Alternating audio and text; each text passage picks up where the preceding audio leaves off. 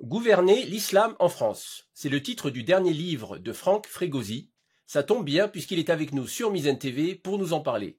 Bonjour Franck Frégosi. Bonjour.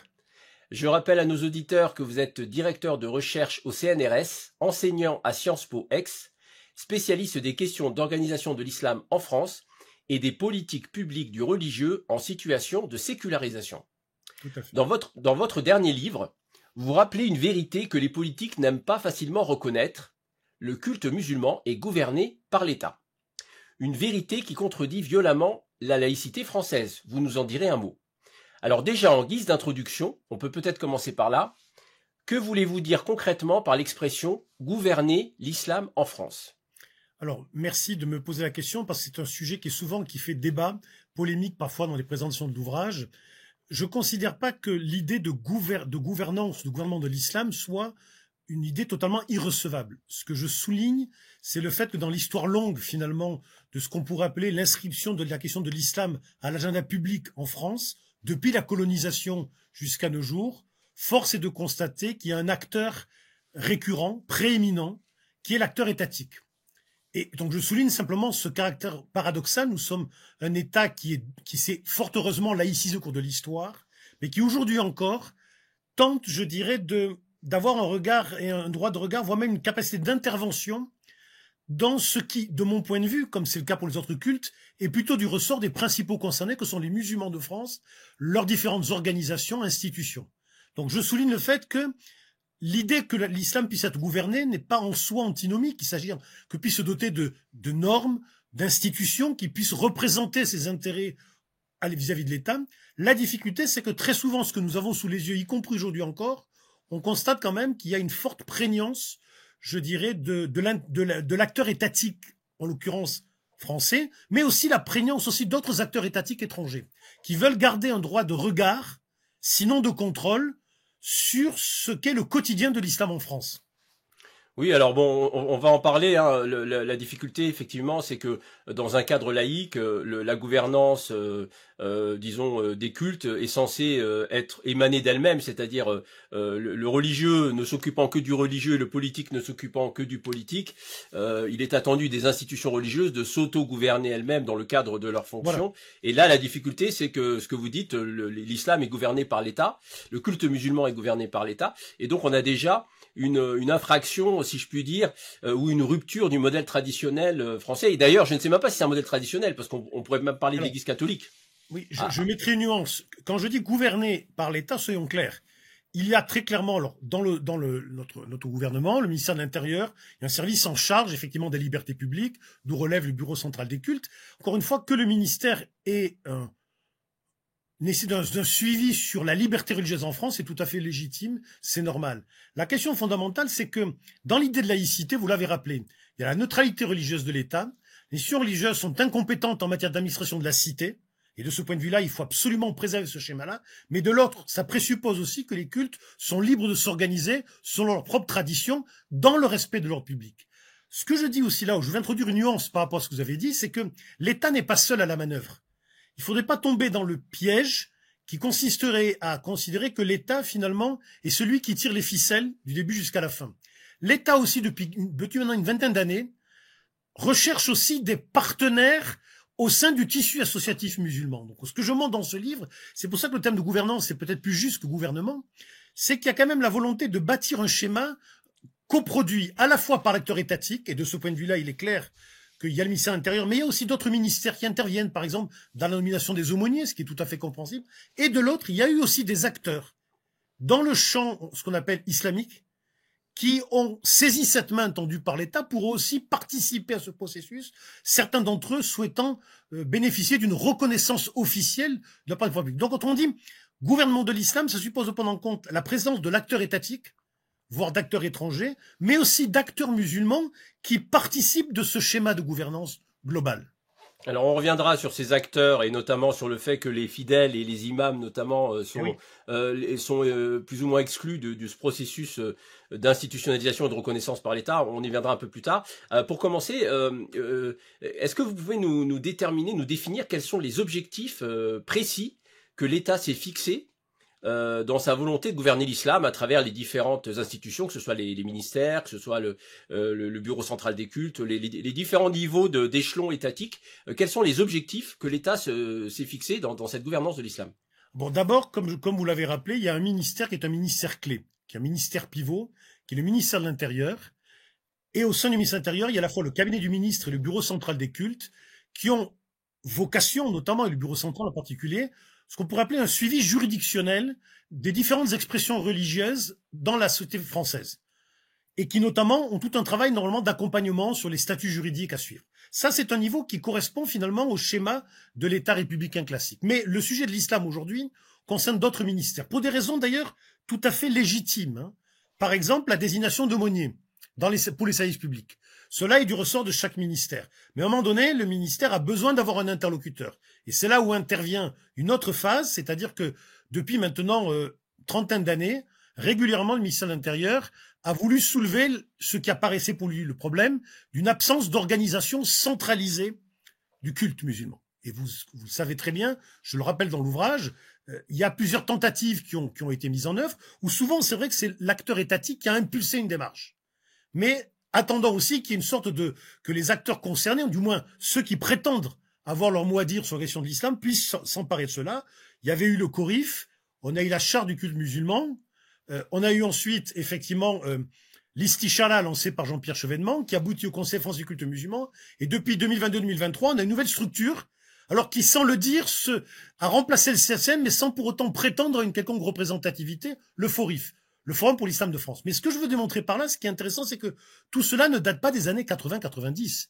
Il y a un héritage historique, puisque la première fois où la question de l'islam a été inscrite à l'agenda public de l'État français, c'est durant la colonisation, et notamment avec une focale particulière sur les 3 départements algériens, où là, véritablement, commence à se mettre en place une véritable administration du culte musulman. D'ailleurs, dont une de mes collègues, à juste titre, dit « on a inventé le culte musulman », c'est-à-dire qu'il a fallu penser un islam qui soit assimilé à un culte comme un autre, et surtout, comme à l'époque, dès 1851, les musulmans étaient dépourvus de birhabous, de fondations pieuses, qui permettaient finalement d'autofinancer la religion sur place.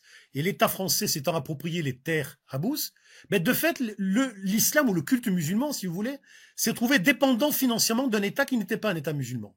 Alors on aurait pu imaginer que ce schéma allait évoluer à la loi de 1905. Or, la loi de 1905, comme je le rappelle, n'a jamais été appliquée aux 3 départements algériens. Si bien qu'on se met en place en Algérie un système de dérogation quelque part ou d'exception à la loi commune. Donc c'est là, il faut partir de ce moment-là. Or, ce qui moi m'a frappé quand vous regardez les débats aujourd'hui en France, tout le monde raisonne comme si simplement la question ne se posait qu'avec la question des migrations. Comme si on occultait complètement le passif, je dirais, de la colonisation, où là, véritablement, on a vu se mettre en place une ingénierie dans la gestion du culte musulman avec nomination des desservants des lieux de culte, des imams, des mouftis, avec des ordonnances qui régulaient la prise de parole dans les mosquées. Et on voit que ce schéma-là, finalement, bien sûr, le contexte n'est plus le même aujourd'hui, mais il y a des modes de pensée qui continuent de fonctionner, hérités de cette période-là. Et c'est ce que c'est un paradigme. Alors, en fait, une sorte de paradigme, vous avez raison. Mais beaucoup d'historiens le disent, hein, ce paradigme de l'exception, c'est-à-dire de l'exception de l'islam, et vous parlez de dérogation, on pourrait peut-être même utiliser des termes un peu plus forts en disant qu'il y a une volonté d'exceptionnaliser l'islam du champ de la laïcité, puisque l'Algérie française, la loi 1905, vous l'avez rappelé, n'a pas été appliquée. Certains disent que l'État français craignait que les musulmans d'Algérie s'autonomisent avec cette gestion justement de la fondation du Waqf, les habous, etc. Donc ils aient les moyens financiers de leur autonomie, et que ce contrôle politique qui était corrélatif de la colonisation de toutes les manières, ce serait poursuivi sous d'autres formes, bien évidemment, mais qu'on a vu avec, vous disiez, le rôle clé de l'État dans l'impulsion pour la création des différentes institutions musulmanes, dont le CFCM, et notamment aussi le refus de l'État au moment du FORIF, c'est-à-dire le fait de considérer comme caduc, ou de dire que finalement l'État ne reconnaît plus le CFCM comme représentant. Donc ça, c'est quand même assez fort. Voilà. Est-ce que vous pouvez nous dire quelques mots supplémentaires sur ce paradigme, s'il vous plaît? Écoutez, ce qui est intéressant de revenir au paradigme algérien, je n'en fais pas l'alpha et l'oméga, mais je considère que c'est important pour comprendre comment, finalement, entre guillemets, la question de l'islam a été construite progressivement. Dans le contexte de la colonisation, il y avait certes la présence de la puissance française sur une terre majoritairement musulmane, même s'il y avait d'autres minorités religieuses à l'intérieur. Et cette idée de dire, attention, l'islam peut servir de vecteur de contestation de l'ordre colonial. Et à l'époque, je le rappelle, toute une série de mesures sont prises pour limiter les prises de parole dans les mosquées et surtout pour désigner dans les mosquées, j'allais dire, des imams qui puissent être sécures politiquement. C'est-à-dire qu'ils ne remettraient jamais en cause l'injustice de la colonisation. Et donc souvent, on avait pris des anciens combattants qu'on nommait, qui n'étaient pas du tout préparés, qui n'avaient pas le capital religieux nécessaire pour assumer ces tâches, ce qui soulèvera d'ailleurs l'indignation compréhensible de l'action des oulémas réformistes du Cheikh Ben Badis, qui n'a eu de cesse, il faut le rappeler, d'autres l'ont fait avant moi, de réclamer l'application stricte de la loi de séparation des cultes et de l'État au territoire algérien. Alors, tant bien que mal, théoriquement, la loi sera appliquée, mais toujours de manière un peu biaisée. C'est-à-dire que, par exemple, on va créer des cultuels en Algérie, 1905, mais elles émaneront des préfectures elles-mêmes. Donc, et pas du tout selon le schéma prévu par la loi. Donc, on a construit une exceptionnalité musulmane à la laïcité.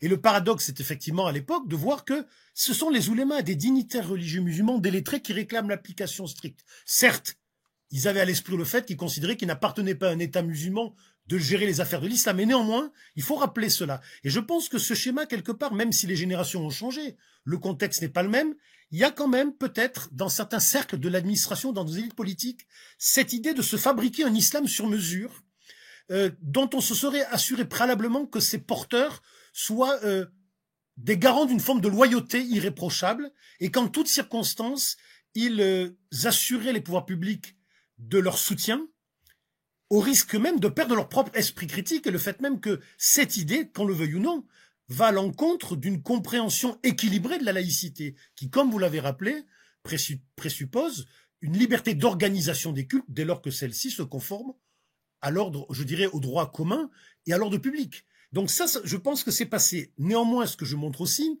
c'est que de cette période-là, il y a une logique de contrôle de sécurité qui reste prégnante. À l'époque, on craignait que les mosquées deviennent des lieux de contestation politique de la colonisation. Il y a aussi la volonté de contrôle par une hiérarchisation des lieux de culte, par exemple. On a établi une véritable hiérarchie administrative des lieux de culte, des desservants, avec les montants des rémunérations correspondant à leur service. Et puis n'oublions pas que dans cette période-là aussi, un élément qu'on va retrouver aujourd'hui, vous l'avez évoqué au tout début, c'est le fait qu'on a une appréhension de l'islam. La France était un empire et considérait que finalement, son action en faveur de l'islam, entre guillemets, pouvait avoir des retombées positives vis-à-vis des autres sociétés musulmanes dans lesquelles elle exerçait une autorité. Et on le voit très bien, par exemple, dans la construction de la Grande Mosquée de Paris, qui est le prolongement en métropole, finalement, de la politique coloniale, de montrer que la France était capable de traiter de manière égalitaire ses sujets musulmans, comme le faisaient d'autres puissances en Europe. Alors ça, c'est des éléments qu'on retrouve aujourd'hui. Le lien, par exemple, compliqué, complexe qu'entretient la France avec certains anciens États colonisés se retrouve aujourd'hui. Autrement dit, la dimension internationale se surajoute à la dimension sécuritaire. Et oui, j'ajouterais, si vous me permettez, la volonté aussi de construire un islam officiel. Alors, effectivement, en dérogeant à la loi de séparation, c'était évident à l'époque, mais on voit comment, très souvent, le fait de disposer éventuellement d'un organe représentatif national, ça entretient l'idée que peut-être là, il y aurait les prémices d'un islam officiel qui pourrait énoncer, dire l'islam légitime en France, et de fait, considérer que certaines formes d'expression de l'islam sont illégitimes. Oui, ça pose la question des contradictions finalement politiques et juridiques du modèle français, puisque au moment du CFCM, la France réunit des organisations, des fédérations qui sont liées à des pays d'origine, et donc ça s'est fait en toute conscience et sans problème. Et puis on voit bien que plus récemment, on a considéré que l'ingérence des États étrangers posait problème. Donc ça, on voyait un peu les contradictions politiques au cours de l'histoire. Et puis on pourrait aussi parler des contradictions juridiques par rapport à la liberté de conscience, mais ça on y reviendra. Avant ça, Franck Frégosi, je voulais vous demander, est-ce que finalement, je vous posais la question des objectifs fixés par l'État dans cette gouvernance de l'islam, est-ce que vous considérez que l'État aujourd'hui a atteint ses objectifs, les objectifs qu'il s'était fixés, et aussi quelque part, est-ce que vous voyez des limites dans l'approche étatique visant à structurer un islam de France? Écoutez, les objectifs. Lorsque, par exemple, si on prend le cas de l'istichara, la consultation qui a été lancée, il s'agissait grosso modo de faciliter la pratique, l'exercice du culte musulman dans le cadre du droit commun. Sur ce sujet-là, des avancées ont été effectuées. notamment par exemple au niveau en publiant un certain nombre de manuels qui rappellent quelles sont les règles en matière de construction de lieux de culte, pour éviter de tomber dans une gestion complètement aléatoire où parfois des municipalités abusaient du droit de préemption. Donc là, il y a des textes aujourd'hui qui ont été rappelés et normalement les préfectures doivent être proactives en la matière. De même, il y a des éléments qui ont été publiés en matière pour améliorer la question autour de l'abattage dit rituel. Ce sont des petites avancées qui peuvent paraître assez symboliques, mais qui sont réelles. Par contre, la grande difficulté, c'est s'agissant d'aboutir à un schéma d'organisation considéré comme représentatif, force est de constater que l'État n'est pas satisfait de ce à quoi il a contribué, puisque le Conseil français du culte musulman, l'année 2000, a été largement quand même impulsé par une volonté étatique. Il a, tant bien que mal, existé officiellement, il existe toujours, pendant une vingtaine d'années, puis du jour au lendemain, on apprend de la bouche du ministre de l'Intérieur, Gérald Darmanin, qu'on lui dénie toute forme de légitimité. Donc l'enjeu, ce qui est derrière, c'était en fait qu'il s'agit de sélectionner quels sont les interlocuteurs avec lesquels on admet, on veut parler et qui apparaissent comme légitimes. Or aujourd'hui, qu'est-ce qu'on est? On est à la veille d'une déclaration du ministre sans doute sur le FORIF. On nous expliquait que le FORIF n'était en aucun cas un organe représentatif. Au tout début du lancement du FORIF, on nous dit même que l'État voulait tourner la page d'un système pyramidal vertical au profit de groupes de travail techniques, mettant en valeur l'islam des territoires. Je trouve cette idée excellente. La seule chose, c'est que on fait référence à l'islam des territoires, mais vous, comme moi, nous sommes incapables de connaître quels sont les membres du FORIF aujourd'hui. On en connaît quelques-uns, mais il y a une sorte d'opacité. On continue d'entretenir une opacité. Autrement dit, l'État n'a manifestement pas été satisfait de ce que le CFCM a tenté de faire. Et donc, on se demande, qu'est-ce qu'il va faire? Est-ce qu'il va reprendre la main encore aujourd'hui et éventuellement considérer que le FORIF, c'est une nouvelle étape en vue de faire émerger une fédération de l'islam de France? Mais la question fondamentale, c'est avec qui? Puisque théoriquement, le ministère refuse aujourd'hui de dialoguer avec des fédérations nationales, qu'elles soient liées à des États étrangers ou à des courants religieux transnationaux. Et on pourrait ajouter à ce constat que l'État sélectionne les membres des différentes commissions. Et d'ailleurs, ça tourne, hein, c'est des places tournantes, mais le choix des acteurs qui travaillent dans les commissions pour l'imama, pour peut varier du jour au lendemain. Voilà, ils sont choisis, même s'il y a des propositions par le Bureau central des cultes, c'est validé. Il y a une validation politique. Donc, la question de la légitimité de ce type de dynamique et le respect de la liberté de conscience, on en revient toujours parce que c'est le fondement de la laïcité, en tout cas la laïcité juridique, parce qu'on pourrait dire que la laïcité politique, c'est la séparation institutionnelle entre le politique et le religieux, et la laïcité juridique, avec l'article 1 de la loi 1905, qui est le pilier de cette loi, c'est la garantie de la liberté de conscience. Auquel il faudrait ajouter, si vous me permettez, oui. La liberté de conscience est une chose, on peut croire ou ne pas croire, c'est aussi suppose aussi le libre exercice des cultes. Parce que parfois, on a tendance à ne mettre l'accent que sur la liberté de penser. Fort heureusement qu'elle est garantie. Faut-il encore qu'elle soit sortie d'autre chose, c'est qu'on puisse pratiquer son culte librement dans le cadre du droit de respect de l'ordre public. Tout à fait, c'est tout à fait ça. Alors, je voulais vous poser une question. Tout à l'heure, vous parliez d'institutionnalisation et le fait que l'État recherche un interlocuteur. Est-ce que justement le problème ne vient-il pas du fait que cette institutionnalisation qui est recherchée sur un mode clérical, j'allais dire, de l'islam, est une exigence de l'État et pas vraiment des musulmans, dont on voit que les exigences sont plutôt locales, cultuelles, et aussi des exigences en termes de respect et de garantie de leur liberté de conscience. Donc finalement, est-ce que le problème ne vient pas de là, que c'est une exigence de l'État? Et là encore, quid de la laïcité, et que les musulmans eux-mêmes, leur priorité, c'est pas ça, c'est pas d'avoir un interlocuteur national, mais c'est de régler leurs problèmes pour avoir des mosquées, des lieux de culte, des carrés confessionnels, des écoles privées confessionnelles, avoir la liberté de conscience qui puisse s'exprimer dans le cadre de ces institutions. Est-ce que pour vous, c'est pas un des problèmes fondamentaux? Moi, je serais peut-être plus nuancé que vous me permettrez. C'est-à-dire que ce qui pose question, moi, c'est la verticalité dans la façon de penser la gouvernance de l'islam.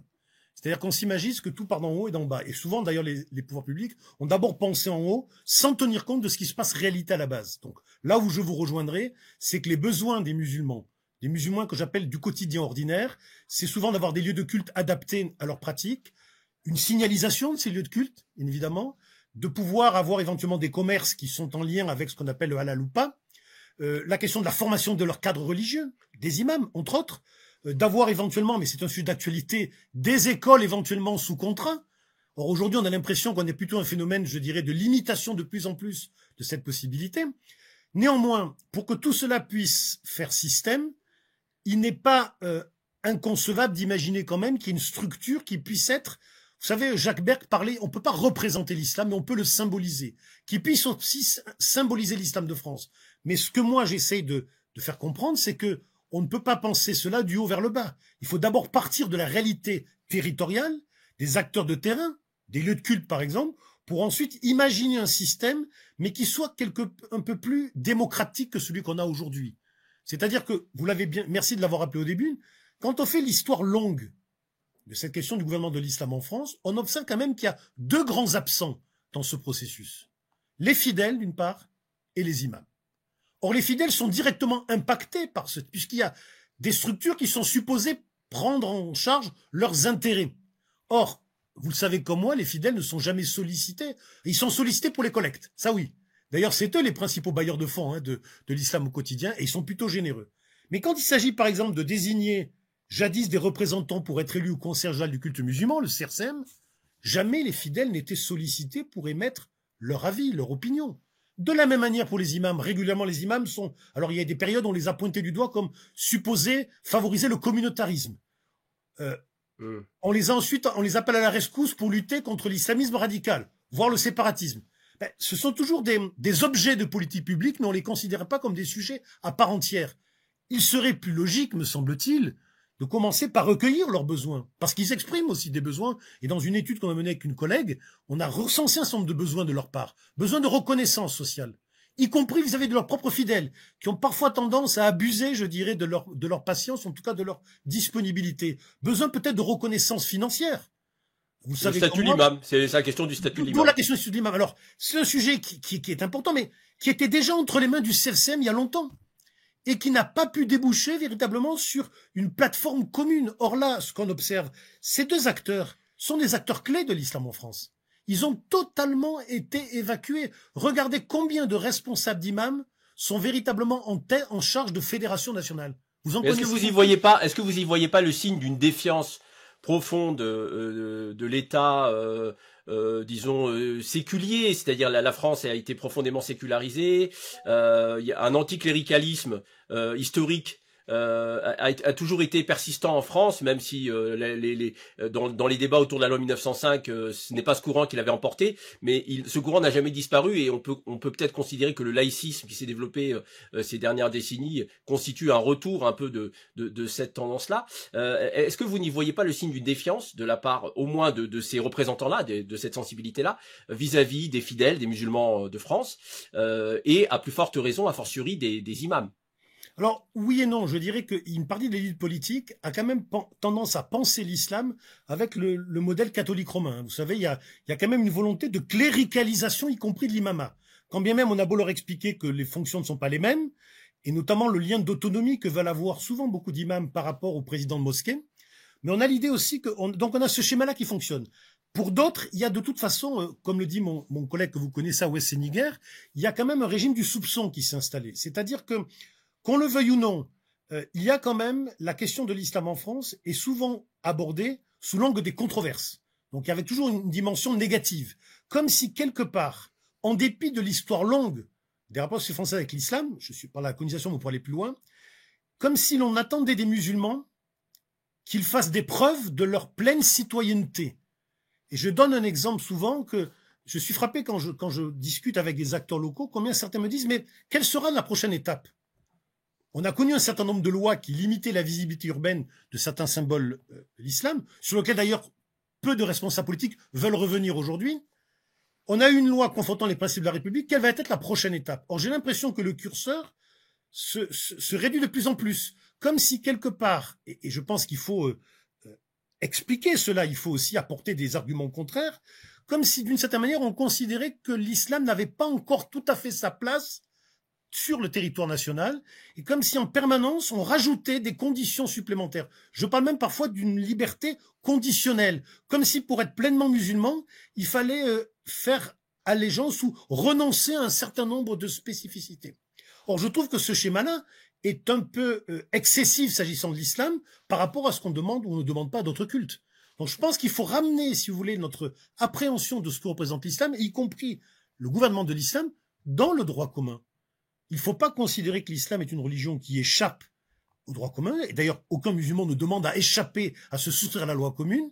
Mais peut-être que dans notre manière d'appréhender l'islam, il faudrait peut-être réviser notre grille d'analyse. Or, ce que je montre dans le livre, c'est qu'il y a certaines grilles d'analyse qui sont un peu imposées pour décrire la situation de l'islam en France et qui, de fait, sont en train de construire un récit national d'une forme, entre guillemets, d'islamisation de la France qui justifierait une contre-réaction étatique en la matière. Avec, il faut le reconnaître aussi, ce choc qu'a été effectivement les attentats répétés et notamment les assassinats de 2 enseignants. On y reviendra sur cette question. Est-ce que, alors je voudrais soulever un autre problème avec vous. Est-ce que selon vous, il y a quand même une difficulté en France, c'est que en France l'objet islam est un objet essentiellement politique. Il y a une politisation de l'islam qui est assez extraordinaire. C'est peut-être une exception française, je ne sais pas. Il faudrait que des spécialistes nous le disent dans le monde occidental, hein, en Europe et aux États-Unis.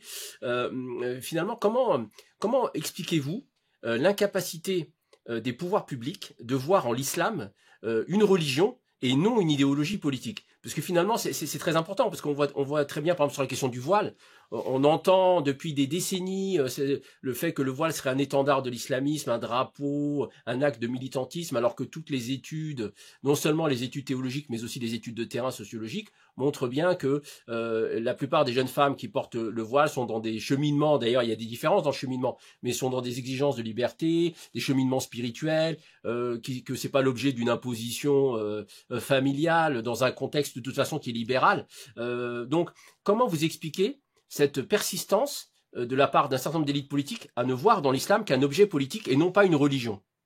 Mais écoutez, il y avait eu un effort qui avait été fait par des responsables politiques, je me rappelle à l'époque, c'est Pierre Joxe, qui le premier quand il a mis en place le CORIF, voulait ramener justement l'islam, en disant il faut aborder l'islam comme une religion parmi d'autres.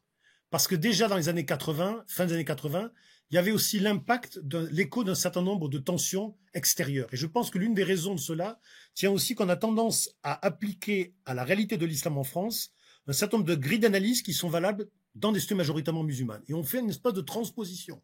C'est-à-dire, au lieu de voir le musulman en France, qui évolue dans un univers, comme vous l'avez dit, qui est sécularisé autre, et qui est en quête aussi de repères, sans doute, on veut forcément interpréter toutes ces formes de positionnement. Vous avez évoqué la question du voile, on peut évoquer la question du halal ou d'autres sujets, comme étant nécessairement la transposition de ce qui est en train de se dérouler sous nos yeux à l'extérieur. Je ne dis pas qu'il n'y a pas de lien historique, mais c'est nier le fait que les musulmans de France, depuis des générations, vivent dans ce pays-là. À ma connaissance, il n'y a pas un agenda secret, n'en déplaise à certains, selon lequel il y aurait finalement une première étape, c'est des mosquées, des boucheries, le voile et à terme, éventuellement, la construction d'un califat. Là aussi, donc je pense qu'il y a vraiment le problème, c'est cette espèce de tendance à vouloir établir un continuum entre ce qui se passe dans les sociétés majoritairement musulmanes, qui ont leur propre histoire. Et cette histoire ne se résume pas simplement à un problème religieux, il y a aussi des intérêts temporels, économiques, sociaux, avec ce que nous vivons en France. On fait abstraction de ce qu'a été l'histoire de la France, son rapport au monde musulman, mais aussi de ce qu'est la vie quotidienne des musulmans, des citoyens français de confession musulmane, dont certains en grande partie sont effectivement issus, j'allais dire, de différents cycles migratoires, mais il y a aussi parmi nous nombre de convertis, mais qui se trouvent parfois renvoyés à une sorte d'extranéité, comme s'ils étaient des étrangers permanents.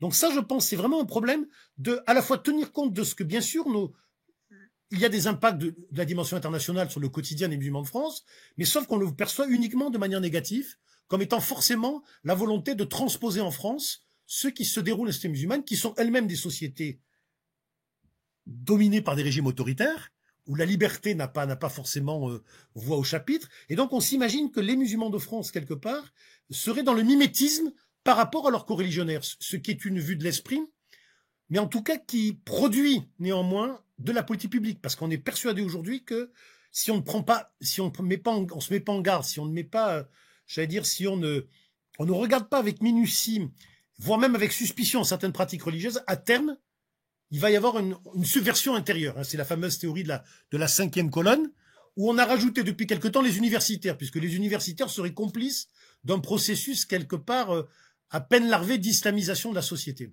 Donc je pense que c'est une paranoïa. Finalement, vous êtes en train de décrire les symptômes d'une forme de paranoïa Moi, Alors j'irai pas de toute la France, faut pas exagérer non plus, mais quand même des acteurs politiques, médiatiques, éditorialistes qui ont le vent il y en a une poupe. obsession islamique. Je crois qu'il y a C'est une ça. obsession islamique qui anime un certain nombre de, je dirais, une partie de l'élite politique, pas toute l'élite politique. Et de fait, ce schéma-là fait que, vous l'avez dit, tout est ramené à l'islam. Mais ce qu'on ramène à l'islam, j'ai l'impression que ces acteurs-là croient davantage à l'islam, voient l'islam partout beaucoup plus qu'il ne l'est en réalité. J'allais dire, quelque part, ils font de l'islamocentrisme C'est de la négatif. paranoïa, hein, c'est la définition. La paranoïa, c'est là où vous allez, comme c'est dans votre tête, vous emportez vos obsessions avec vous partout. Donc c'est. Alors parfois, malheureusement, l'actualité est mobilisée dans ce sens-là. Hein. Quand se produisent des Ouais. attentats, on dit regardez, ce qu'on vous dit, c'est la preuve de ce qui se passe. Au lieu de ramener effectivement la situation à, je dirais, dans ce qu'elle est factuellement, et de mesurer effectivement, je ne dis pas je ne nie pas qu'il y ait des manières d'instrumentaliser ou de lire politiquement l'islam qui sont en soi, il y a des formes problématiques, mais qui sont problématiques d'abord pour les musulmans même qui le disent. Qui, dès qu'on leur donne l'occasion de s'exprimer, disent clairement qu'ils ne se reconnaissent pas dans telle forme d'identification. Mais je pense qu'il y a véritablement un travail à faire s'agissant de rentrer un peu dans la complexité, l'hétérogénéité de ce qu'est la réalité de l'islam au quotidien. Or, aujourd'hui, j'ai l'impression qu'on veut gommer cette dimension-là. On imagine qu'il y a une standardisation de l'islam sur le territoire national et que cette standardisation, quelque part, peut aboutir, d'où le projet de loi, à des formes de sécession territoriale. Et vous mesurez effectivement que l'emploi du mot sécession ou de séparatisme a un rôle majeur. Jadis, on parlait de séparatisme à propos des mouvements indépendantistes, corses, basques, voire autonomistes. Des gens qui voulaient, pour des raisons qui sont les leurs, se séparer effectivement de la République. Or là, on distille cette idée selon laquelle des acteurs musulmans, et notamment des musulmans pieux, que je qualifie de conservateurs, auraient en tête l'idée de se mettre à part de la République.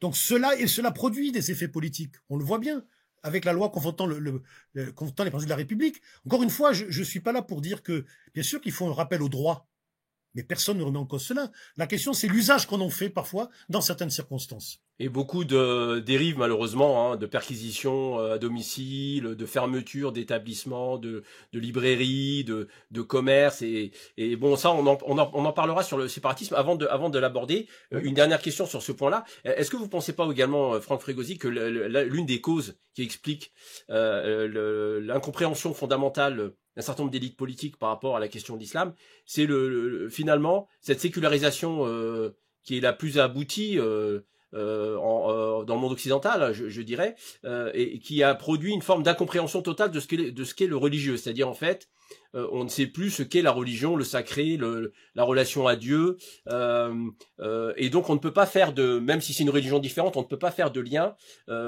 d'analogie qui permettrait une forme de compréhension de ce que peuvent être des exigences morales de type religieuse au quotidien, des actes cultuels comme la prière ou autre chose. Est-ce que pour vous c'est pas une des causes aussi du problème, cette incapacité de comprendre aujourd'hui ce qu'est le religieux tout simplement? Alors, il y a indéniablement dans ce que vous dites, à savoir le fait que le processus de sécularisation, qui est finalement l'autonomisation progressive de la société, des influences, des institutions, des symboles religieux, est indéniablement ancré dans notre société. Je le rappelle souvent, pratiquement un tiers de nos compatriotes se définissent sans appartenance religieuse. C'est-à-dire qu'ils n'éprouvent pas le besoin de se référer à je ne sais quel credo, d'aller dans je ne sais quel lieu de culte. Et de fait, ce climat, cet environnement, qui est un fruit d'une histoire longue, peut créer chez bon nombre de nos compatriotes un sentiment d'incompréhension, voire même de crainte. Hein, parfois, ceux qui s'imaginent qu'oh là là, attention, si on n'y prend pas garde, la religion revient et on risque d'être gouverné à nouveau par la religion. Donc il y a une peur de ce type-là. Or, simplement, cette sécularisation-là, je dirais, cette vision de la sécularisation s'accompagne d'un autre aspect. La sécularisation, ce n'est pas simplement cela. C'est aussi une transformation dans les modes d'expression du croire. Et l'islam participe des deux.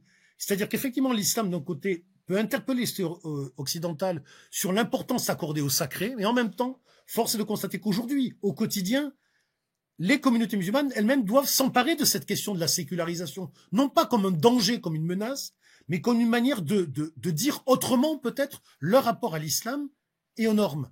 Autrement dit, oui, vous avez raison, il y a bien évidemment cette espèce de miroir.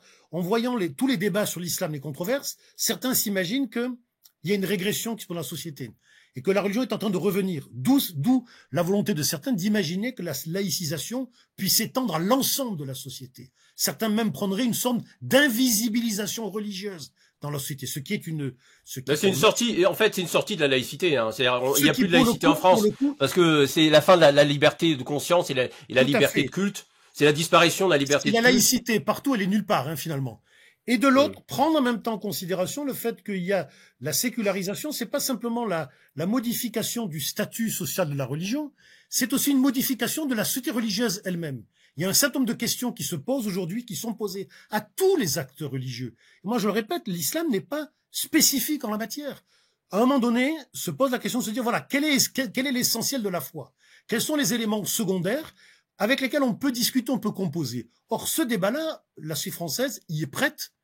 Mais pour qu'il puisse se dérouler sereinement, il faudrait peut-être, je dirais, arrêter systématiquement ce que vous évoquiez tout à l'heure, c'est-à-dire cette volonté de tout ramener à l'islam, et un islam dont on ne perçoit pas, qu'on ne perçoit que comme une confusion politico-religieuse, plutôt que de l'aborder dans sa réalité, son épaisseur sociale et religieuse.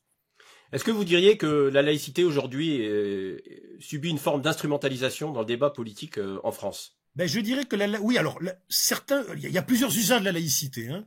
Je pense qu'il y a d'abord au niveau étatique, j'ai l'impression que se met en place une sorte de laïcité un peu de contrôle. Une laïcité que mon collègue Jean Bobéo qualifie de laïcité gallicane, où l'État, d'un côté, se réclame de la neutralité religieuse, mais veut garder ce droit de droit sur les cultes, et notamment sur l'islam. Après, vous avez dans la société, et dans une partie, je dirais, du champ politique à droite et à l'extrême droite, une laïcité carrément identitaire, où on ne raisonne plus par rapport au droit de la laïcité, au principe, mais à la laïcité en valeur. Comme si la laïcité faisait partie, finalement, de l'identité nationale républicaine. Comme s'il n'était pas possible d'imaginer, je dirais, un autre mode d'appartenance. Or, là, il y a un problème parce que c'est pas ce qu'est la laïcité historiquement parlant. Ce sont avant tout des principes de droit. Or là, on est une identitarisation de la laïcité qui pose problème parce que c'est une laïcité qui serait quelque part un peu falsifiée au regard de ce qu'est son histoire longue. Un laïcisme, on peut parler de laïcisme. Hein. Alors, oui, mais le laïcisme, j'allais dire, avait des raisons historiques à un moment donné déterminant où l'Église catholique est omniprésente dans l'espace social. Aujourd'hui, le laïcisme, j'allais dire, a perdu de sa virulence par rapport à l'Église catholique. Il semble par contre effectivement cibler davantage la question de l'islam. Mais vous savez, je crois que le véritable défi, il est là. C'est-à-dire qu'il ne s'agit pas du tout de prôner, il s'agit peut-être de prôner un retour, j'allais dire, au texte pour le coup. Hein. Revenons-en au texte fondateur et bornons-nous peut-être à les appliquer tels qu'ils sont plutôt que de chercher à chaque fois à rajouter des articles supplémentaires comme si on estimait que finalement la laïcisation avait été inachevée. Alors, il y a des groupes qui défendent l'idée qu'on n'est pas pleinement laïque tant qu'on a gardé encore des systèmes dérogatoires, hein, Alsace-Moselle, territoire d'outre-mer. Ils ont un combat, mais qui est un combat le leur, que je respecte. Par contre, ils sont vigilants en disant, attention, la laïcité, c'est aussi la libre organisation des cultes. Or, aujourd'hui, le problème, c'est qu'on a une laïcité, s'agissant notamment de l'islam, et vous avez constaté que sur la loi confortant les principes de la République, les autres cultes se sont aussi en partie élevés contre certaines interprétations, qui de plus en plus devient une laïcité qui pourrait, par certains côtés, certains de mes collègues parlent d'une laïcité sécuritaire, plus intrusive. Ouais. C'est-à-dire qu'on n'est plus là, c'est plus le cadre qui garantit la libre expression, mais c'est plutôt des contraintes supplémentaires qui se surajoutent. Or, s'agissant plus de l'islam, qui n'a pas la même épaisseur historique que d'autres cultes, se posent des questions fondamentales comme la question du financement, par exemple. Vous savez que c'est directement impacté. Et de manière générale, encore une fois, je pense qu'on entretient l'idée que l'islam serait à tort ou à raison une religion autre qui serait à peine tolérée, je dirais, en France, et qui surtout justifierait un traitement complètement à part. Or, je pense que c'est quand même une approche qui est extrêmement qui est limitative, qui est étroite, et qui, d'une certaine manière, risque de conforter les craintes que certains musulmans ont aujourd'hui.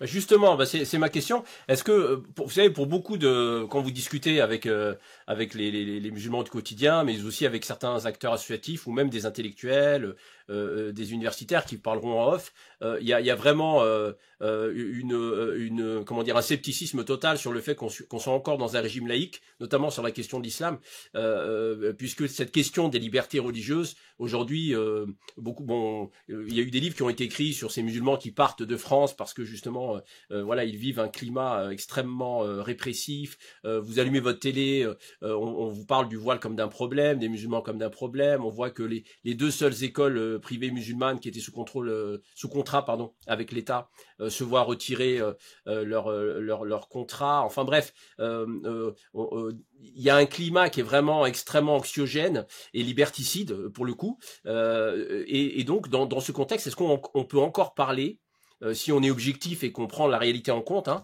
est-ce qu'on peut encore parler d'un régime, d'un plein régime de laïcité, de liberté publique en termes de culte? Alors pour les musulmans, mais ça a pu être le cas pour d'autres cultes dans le passé.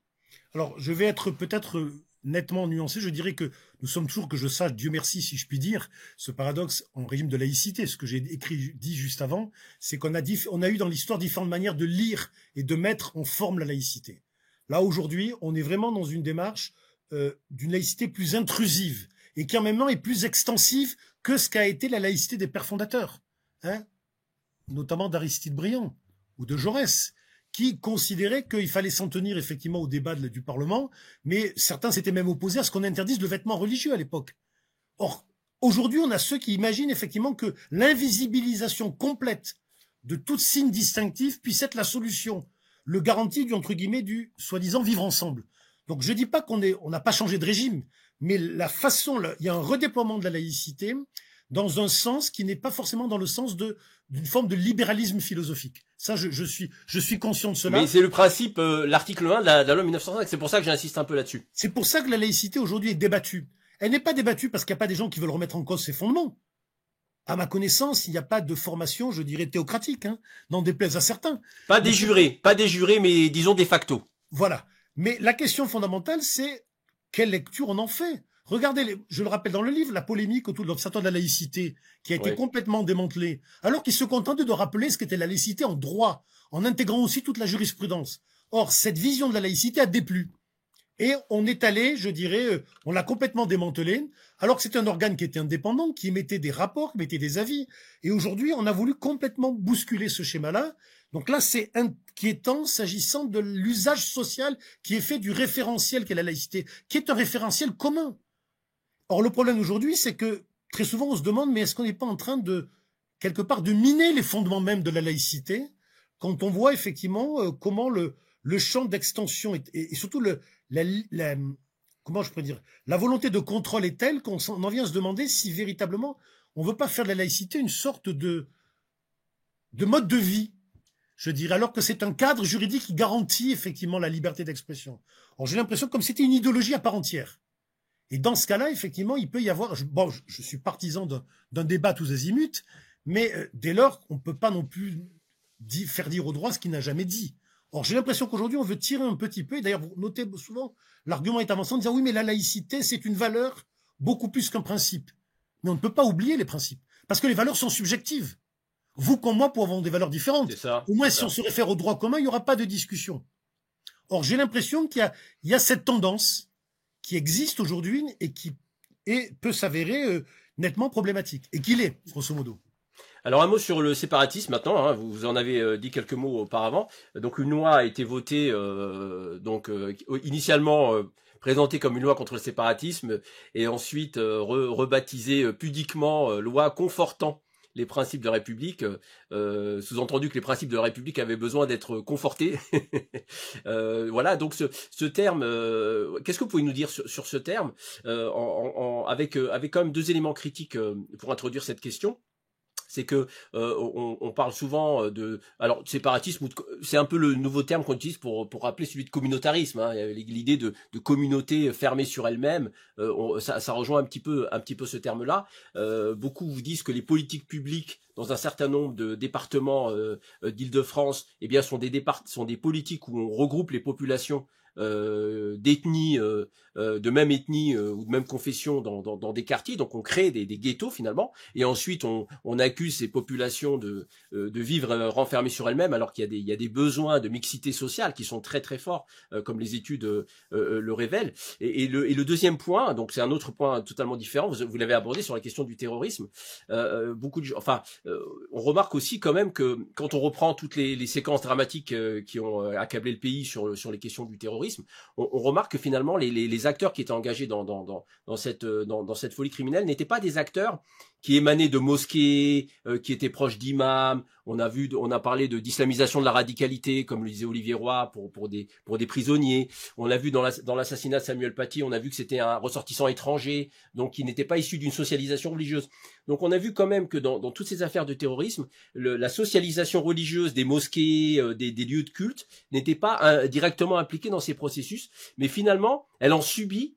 On la tient un peu comme responsable de cette réalité-là. Donc j'ai l'impression que le mot de séparatisme synthétise un peu tous ces éléments. Qu'est-ce que vous pouvez nous dire là-dessus? Vous avez raison de rappeler effectivement qu'il y a eu d'autres incriminations auparavant. Hein. Bon, les années 80-90, on parle de l'intégrisme, puis on a trouvé que le communautarisme, ça sonnait. C'est l'idée de dire que finalement, dans la société, certains faisaient un peu bande à part, communauté à part. Puis le mot séparatisme est beaucoup plus fort, parce que c'est l'idée véritablement que des gens veulent se séparer du corps de la nation. Sécession. Voilà, faire sécession. C'est pour ça que j'ai fait référence à ce terme qui était notamment utilisé pour désigner les mouvements, j'allais dire indépendantistes, corse ou basque, qui assumaient pleinement dire nous ne faisons pas partie de la nation française. Donc ça a une connotation politique encore plus forte, c'est-à-dire que ça suppose aussi de naître un regard de suspicieux à l'égard de tous ceux qui éventuellement porteraient en eux-mêmes ou sur eux-mêmes des symboles, des stigmates entre guillemets, d'une différenciation. Et c'est là où vous avez tous les discours, justement, sur le fait qu'on va essayer de tenter de faire un repérage quasiment ethnographique, une cartographie de la France sécessionniste. On va avoir alors des enquêtes qui vont montrer, voilà, dans tel ou tel quartier, la présence de tel ou tel club de sport où régnerait une non-mixité. On a même les fameux cafés où il y avait que des hommes et pas des femmes. La question du port du voile, la question, je dirais, des boucheries halal. Bon. Et on va, alors bien sûr, ces sociétés existent, ces clubs existent, mais on va considérer que tout cela fait corps et renvoie finalement à un projet sociétal dans lequel finalement il y aurait comme l'individu lambda, comme je dis souvent, qui passe la porte de son boucher halal pour acheter de la viande, quelque part serait implicitement ou à l'insu de son plein gré complice en fait d'un projet de séparation d'avec la République. C'est pas du complotisme, ça? Alors, il y a des accents indéniablement complotistes. Néanmoins, vous savez, les sciences sociales sont prudentes par rapport à cela. Du moins, il ne s'agit pas de nier qu'il y ait des commerces, entre guillemets, ethnico-religieux ou autres, mais de comprendre comment ils se sont constitués, à quel type de clientèle ils répondent, à quel type de besoins ils répondent, mais sans pour autant enfermer les individus dans des catégories préfabriquées en amont. Hein, moi, je le dis souvent, d'ailleurs, que dans la ville où j'habite, il y a des commerçants ambulants qui vendent de la viande halal, et je vois régulièrement des consommateurs qui, a priori, ne sont pas musulmans. Quand je dis a priori, c'est-à-dire qu'ils ne correspondent pas aux stigmates habituels. Hein, des braves dames qui ne portent pas de voile, qui viennent là, des petites mamies qui viennent acheter leur morceau de viande. J'ai pas l'impression qu'il y ait un projet d'islamisation de la société pour autant. Si elles vont, peut-être c'est parce que c'est une proximité. Elles ont confiance, je dirais, à celui qui leur découpe la viande. Ce que je veux dire par là, c'est qu'il faut ramener un peu de complexité dans tout cela. Et essayer de ne pas non plus préjuger des intentions des acteurs avant de les avoir rencontrés sur le terrain. Parce que, bien évidemment, il peut y avoir des éléments de comparaison à faire, mais avec d'autres communautés aussi. Je veux dire, est-ce que pour autant, on adopterait la même grille de lecture? Moi, je pense qu'il faut aussi analyser tous ceux qui vont... En région parisienne, même à Paris même, intramuros, vous avez un certain nombre de restaurants un peu bon chic, bon genre aujourd'hui, qui sont labellisés halal. Ça veut dire quoi? Ça veut dire qu'il y a sans doute une clientèle, classe moyenne supérieure musulmane. Comme des restaurants cachers, hein. Il y a beaucoup de restaurants cachers. Qui souhaitent exactement ça pose problème à personne. Chacun, voilà. Qui souhaitent aller au restaurant comme de chacun, je dirais, et qui souhaitent simplement avoir un confort de vie et de consommation équivalent à celle d'autres concitoyens. Pourquoi est-ce qu'on devrait, de ce fait, émettre une suspicion? Ah oui, mais les élites musulmanes sont guettées par un projet, je dirais, visant à finalement subvertir la société. Donc je crois que là aussi, j'ai l'impression que les sciences sociales, vous savez, sont des sciences qui dérangent un petit peu. Parce qu'elles obligent à rendre plus intelligibles les rapports sociaux. Je suis pas sûr que tous les acteurs politiques aient envie de rendre intelligibles les rapports sociaux. Toujours ramener à une explication unique, c'est l'islam. Et au-delà de l'islam, vous avez aujourd'hui la thématique de l'entrisme et du frérisme qui est devenu, je dirais, le récit officiel, enfin officiel, qui nous est diffusé, où là, carrément, on voit comment on va considérer que finalement, par-delà l'existence historique des 10 frères musulmans, il y aurait en fait un système d'action généralisé qui est en train de tisser sa toile de société française. Et oui, donc, qui a été réfuté hein, par des chercheurs qui ont émis des critiques académiques. Je ne suis pas totalement en désaccord avec vous, c'est le moins qu'on puisse dire. Et ce que je veux dire par là, c'est qu'il y a cette espèce de trame, et je lisais encore ce matin, où la moindre initiative prise par une association est supposée faire partie d'un système totalement intégré.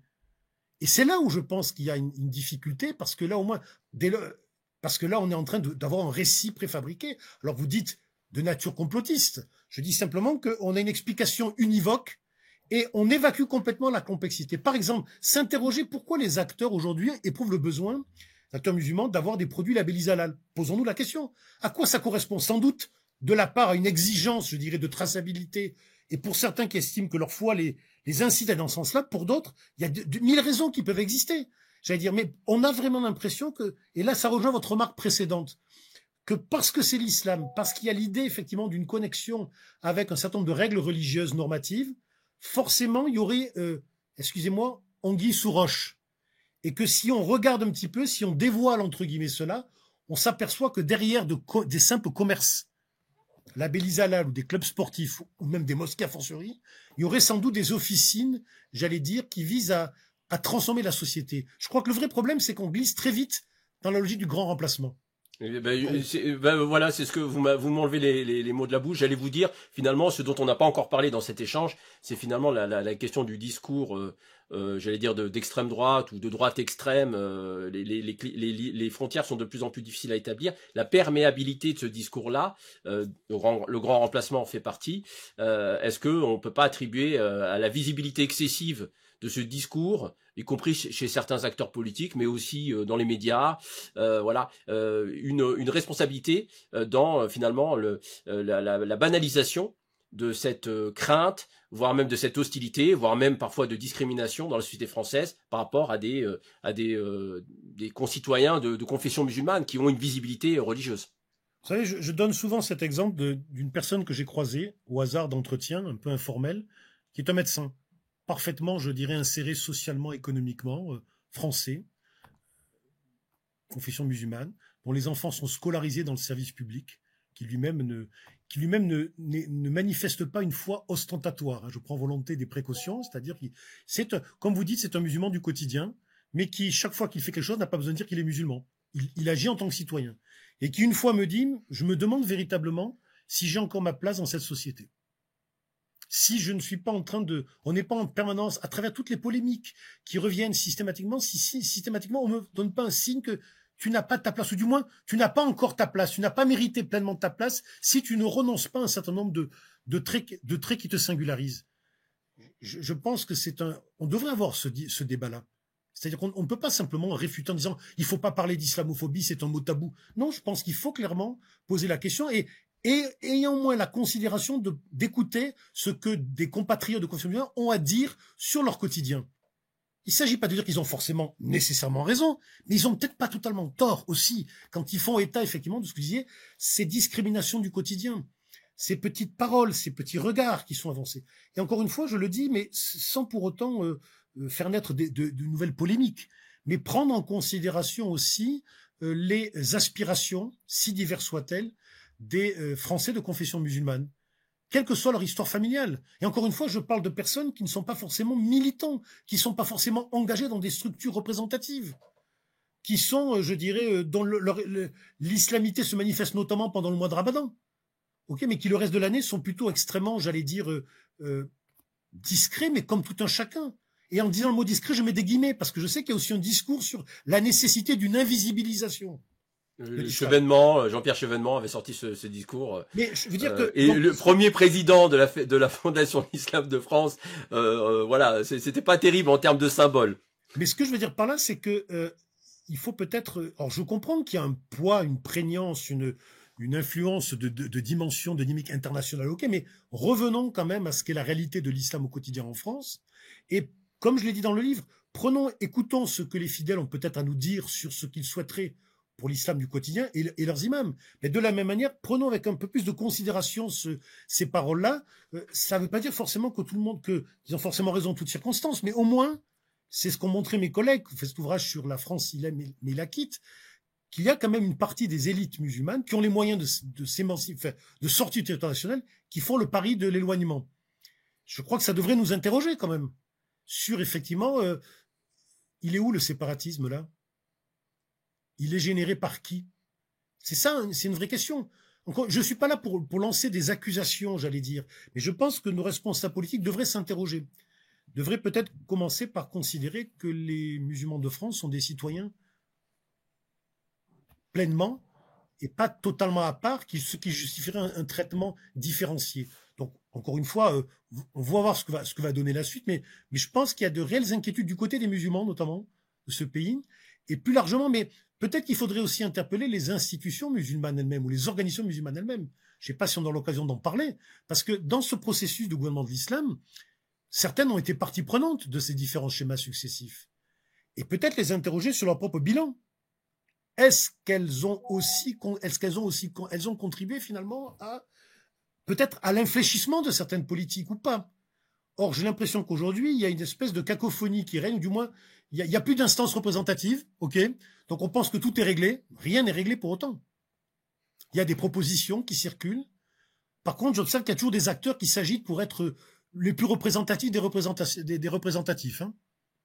Et alors, ça pose une autre question, c'est aussi l'entre-soi qui règne parfois entre certaines élites politiques et certains responsables communautaires. Alors on arrive à la fin de cet entretien, hein, Franck Frégosi.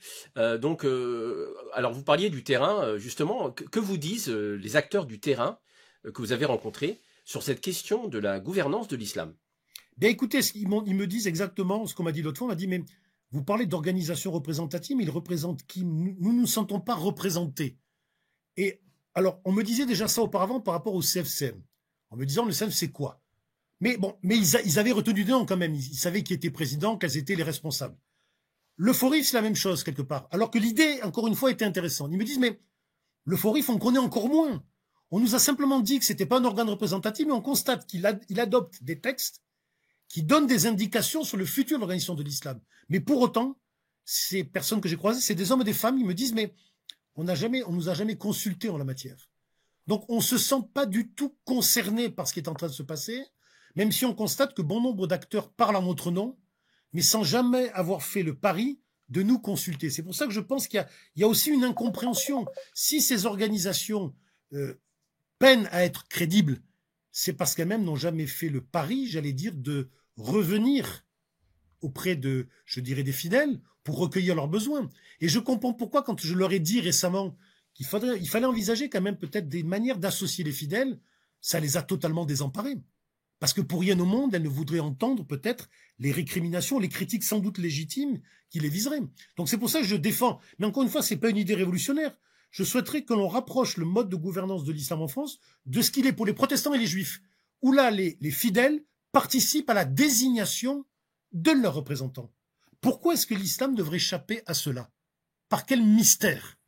Et encore une fois, je pense que c'est pas du tout avoir un propos révolutionnaire que de demander finalement à ceux qui sont les croyants, plus ou moins fidèles ou réguliers, de choisir leurs représentants. Ça me paraît. Et puis, de vous à moi, c'est quand même assez en cohérence avec l'idée démocratique. Il y a d'autres solutions. Alors ça c'est une proposition, mais selon vous, est-ce qu'il y a d'autres solutions efficaces qui n'ont pas été mises en pratique d'après le diagnostic que vous avez pu Écoutez, émettre? ce que moi je cite comme exemple souvent, je constate que dans d'autres pays européens, je pense notamment à l'Autriche, qui là, il y a un autre climat encore plus peut-être délétère que chez nous. En Autriche, ça fait des décennies que les acteurs musulmans, que les musulmans de base qui le souhaitent, peuvent élire leurs représentants dans des conseils. Et ces conseils désignent ce qu'on appelle le shurarat, le conseil de shura, qui elle-même désigne un moufti. Alors c'est vrai, mais c'est un schéma qui part quand même de la base, où les gens ont leur mot à dire. La Belgique avait mis en place un système aussi équivalent, simplement, il a dysfonctionné au bout d'un moment. Donc je veux dire, essayons, tentons le coup, ou du moins, comprenons comment ce système fonctionne pour les communautés juives, communautés protestantes, et sans doute on trouvera je dirais, des éléments d'inspiration. Je donne un exemple, je terminerai par cela. Dans nombre de mosquées en France aujourd'hui, lorsqu'il y a un poste d'imam qui est vacant, certaines mosquées ont fait le choix d'accueillir plusieurs candidats, des personnes dont ils ont vérifié qu'ils avaient des titres quand même à pouvoir exercer cette fonction magistérielle, et on leur demande régulièrement, un vendredi sur deux, de venir prêcher, simplement pour voir comment est-ce que la communauté se sent en confiance, en adéquation avec ce que dit l'imam. je trouve cette formule intéressante, à savoir que, et c'est exactement ce qui se passe, notamment dans le cas des Juifs, lorsqu'un poste de rabbin est vacant, ben, différents rabbins sont invités à prêcher pour le Shabbat, et c'est comme ça que le lien se fait. Or, très souvent, vous savez que c'est pas comme ça. Souvent, il y a le président, tiens, on a un tel qui est nommé imam, il vient, il va prêcher. Alors, quand il y avait en plus, jadis, les fonctionnaires détachés, on n'avait pas le choix. Ben là, voilà, déjà, il y a des petites solutions pratiques qui demandent pas une révolution considérable. Mais j'ai l'impression que le fait de demander l'avis aux principaux conseillers qui sont les fidèles indispose nombre de responsables communautaires qui peut-être considèrent qu'ils sont responsables à vie. Merci Franck Frégosi. Je rappelle que vous êtes l'un des grands spécialistes de la question de l'institutionnalisation de l'islam en France et que vous êtes l'auteur de cet ouvrage Gouverner l'islam en France, paru aux éditions du Seuil. C'est donc la fin de cet entretien. Merci à tous nos auditeurs pour leur fidélité. N'oubliez pas de vous abonner à notre chaîne pour soutenir notre travail, à décocher la petite cloche et aussi à poursuivre la réflexion initiée dans cet échange dans notre fil de commentaires. Voilà, et quant à moi, je vous donne rendez-vous très prochainement pour un nouvel entretien sur Mizan TV. Merci.